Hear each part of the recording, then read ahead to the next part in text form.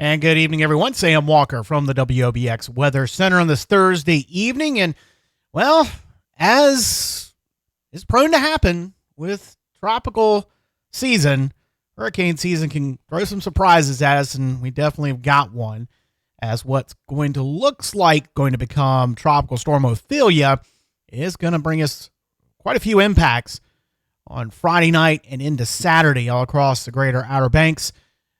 What this came out of is basically that front that came through last week that pushed Hurricane Lee offshore, and it just kind of stalled out and fell apart off the coast of Florida. And what was left of it has slowly just kind of sat and spun out there and not done a whole lot. Well, now it's going to do something, and it's going to bring us a number of impacts over the next 72 hours. Really, things are going to get going Friday night through the day on Saturday. It's going to be a mess Saturday, to say the least. So let's get you the latest. Here is a satellite image of Ophelia right now. Actually, that's the update. There you go. That's what Ophelia, or what will eventually become Ophelia. It's currently potential tropical cyclone 16 as of Thursday evening.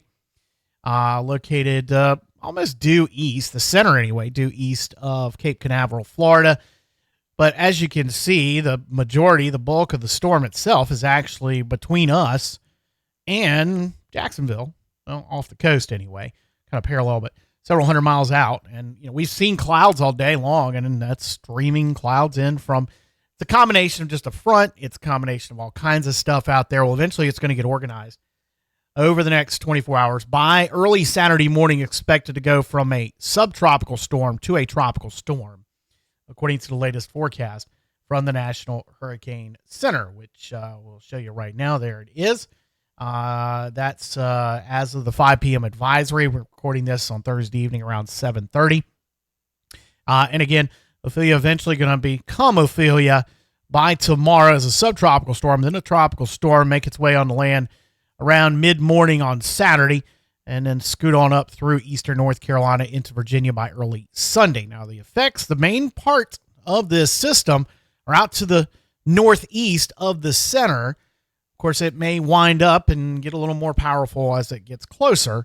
But for the most part, everything that's going to be the bulk of the problems are going to be on the northeast side. Well, that's not good news, of course, to the Outer Banks and eastern North Carolina, because it looks like we're going to be getting the wind, we're going to be getting the rain. The biggest potential threat out of this is storm surge. That is what the National Weather Service and the National Hurricane Center have been emphasizing throughout the day since they started issuing advisories, is the potential for this thing to cause some sound side flooding.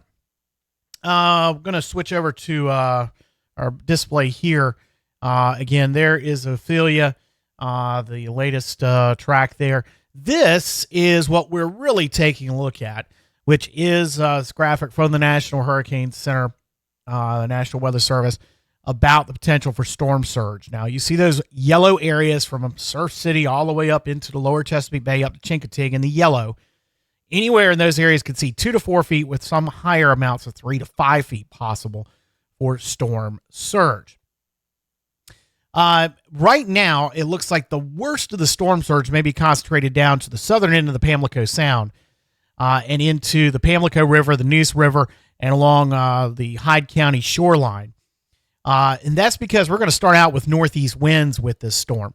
That is what we're looking at right now, is northeast winds Friday night through about midday Saturday. And then depending on when and where the center passes is going to depend when those winds shift, how much they shift. Now, you do see that we have 2 to 4 feet possible along Ocracoke and Portsmouth Island, on down the core banks. I'm going to switch to the next graphic because that's going to give you a better idea of what we're expecting along the main Outer Banks and into the coastal sections, the coastal rivers. 2 to 4 feet is possible, with some isolated spots that could see up to 5 feet above ground of storm surge. On the ocean side, yes, they're showing that, but really the ocean side doesn't look like it's going to be a long duration event. We're not really getting the winds out of this for a long period of time out of the northeast along the ocean front that could cause issues. But high tide around 1:30 a.m. Saturday, and 1:30 p.m. on Saturday afternoon, and maybe even around 2 a.m. on Sunday could be problems if the northeast winds continue, and depending on how strong they are. Again, sound side effects to start through Saturday midday will be the western shore of the Pamlico Sound and on down into the southwest corner. As the day goes on, though, the wind is going to shift back. When and how strong that wind shifts and what direction it blows will dictate how much storm surge potential there is along the sound side. And that means the sound side of the Outer Banks, from Ocracoke to Hatteras, all the way up Hatteras Island, Pea Island, on up to Roanoke Island and the North Beach towns, and then in the coastal rivers. Now, we talk about the southern shore of the Albemarle Sound. That'll be on the northeast side, the Scuppernong River into Columbia, when the wind's blowing out of the northeast. When those winds shift, do they shift to the south? Do they shift to the southwest? Do they shift to more westerly direction? All depends on the exact track of Ophelia. And we go back here, the current track looks like we'll get the southwest component if it stays there. Not a lot of confidence in this forecast. There has not been a lot of confidence in the track forecast with this thing, at least for the center. And of course, the center being where the core winds are, and the core winds are going to be on the east side of the center and the northeast side. So all depends on that. So this is really good. Over the next 24 hours, we'll have to watch this to really get a better idea of where the potential sound side flooding impacts are. I'll go back here to the 2 to 4 feet. Go back to this graphic here. That 2 to 4 feet with some places that could see up to 5 feet. It's going to happen. How much will depend on the wind direction. So, as we like to say, prepare for the worst and hope for the best. But if you do live in those areas or are staying in those areas where sound side flooding is a problem, you need to make preparations and expect it to happen, that it possibly will happen. Get your vehicles moved, do what you need to do to prepare your property to keep you safe, keep your stuff safe, get your vehicles to those high spots that you know about. If you're not familiar, ask around. People will tell you. That's what we all do. Look out for each other. The other impacts from this, wind gusts, we'll see tropical storm force wind gusts in the 40s to 50s along some parts of the area, maybe into the 60s, even as high as up to 70-mile-an-hour gusts, hurricane force gusts on Hatteras Island at the peak on late Friday morning.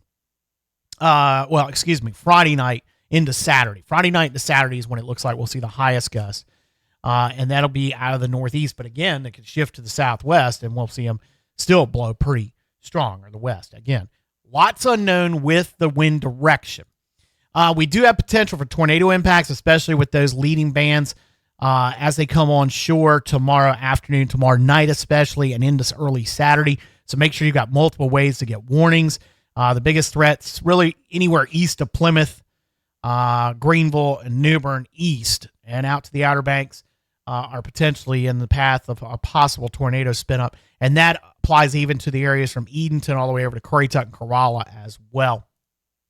Rainfall amounts. We could see anywhere from 3 to 5 inches. We really could use some heavy rainfall, up in the northeast corner of the state where we are currently under a drought. That's that map I show you there. We do have moderate drought conditions in the counties north of the Albemarle Sound right now. But the rainfall totals forecast anywhere from 3 to 5 inches, maybe some higher amounts. Some areas may not see that much rain. It's going to be scattered. It's not going to be this big sheets downpours, but when we do get them, it's going to be quite a bit of rain that's going to come out of this system. So again, a lot is in flux as of Thursday night. We'll have a better idea definitely by this time tomorrow. About midday tomorrow, the 11 a.m. advisory, so around 11 a.m. noon, we'll have a much better idea of what we expect to see, where we expect the center, where we expect the worst conditions to be. Again, Friday night through the day on Saturday. We've got cancellations and postponements going on. We got all the latest forecasts, all the information you need. You'll find it at WOBX.com. We'll be with you with updates throughout Ophelia. I'm Sam Walker in the Weather Center. Have a great evening, everybody.